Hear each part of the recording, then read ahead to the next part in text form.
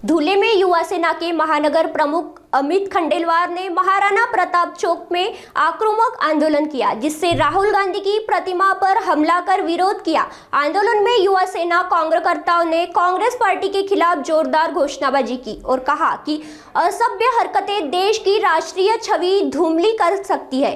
खंडेलवाल ने कहा कि यदि भारत अमेरिका करार पर कांग्रेस को आपत्ति थी तो उसे लोकतांत्रिक तरीके से उठाना चाहिए था, लेकिन विदेश में पंतप्रधान नरेंद्र मोदी के खिलाफ प्रदर्शन करके देश की छवि खराब की गई। युवा सेना ने राहुल गांधी पर विदेशी स्तर पर भारत के खिलाफ अप्रचार करने का आरोप लगाते हुए उसकी माफी मांगने की मांग की। जगभरातून आपल्या देशात भारत मंडपम या ठिकाणी एआयच्या तंत्रज्ञानासाठी भारत सरकारने एआय समिटचं आयोजन केलेलं आहे। या समिटमध्ये जगभरातील प्रमुख नेते, राष्ट्रपती, पंतप्रधान, त्याचप्रमाणे त्यांचे राजनयिक आणि विविध कॉर्पोरेट सेक्टर्समधले इंडस्ट्रीजचे सीईओ, मायक्रोसॉफ्टचे सीईओ, गूगलचे सीईओ असे जगभरातील विविध इंटेलिजन्स लोक आलेले आहेत। पण त्या ठिकाणी राहुल गांधी आणि त्यांच्या चड्डी बनियन गँगने त्यांच्या विकृत बुद्धीचा तमाशा त्या ठिकाणी दाखवून दिला आणि त्या ठिकाणी फक्त नरेंद्र मोदींचा विरोध म्हणून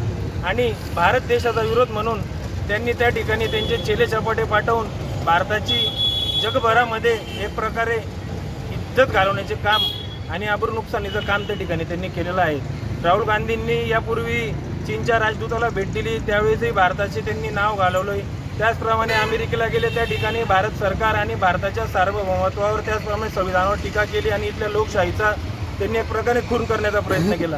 प्रत्येक वेळेस राहुल गांधी आणि त्यांचे चेले चपाटे आणि त्यांची भरकटलेली विकृत बुद्धीची काँग्रेस ही भारत देशाची एक प्रकारे जगभरामध्ये नाचक्की करण्याचा कुठलाही मार्ग सोडत नाही। त्याचप्रमाणे त्यांनी या ठिकाणी पण तेच केले। आज आम्ही आमचे मुख्य नेते एकनाथजी शिंदे साहेब यांच्या मार्गदर्शनाने, युवा सेनेचे कार्याध्यक्ष गुरुजी सरनाईक यांच्या मार्गदर्शनात आज आमचे जिल्हा प्रमुख मनोज बोमुरे यांच्या सूचनेनुसार आम्ही युवा सेना या राहुल गांधीचा आणि त्याच्या विकृत बुद्धीच्या चेला चपाट्यांचा या ठिकाणी जाहीर निषेध व्यक्त करतो।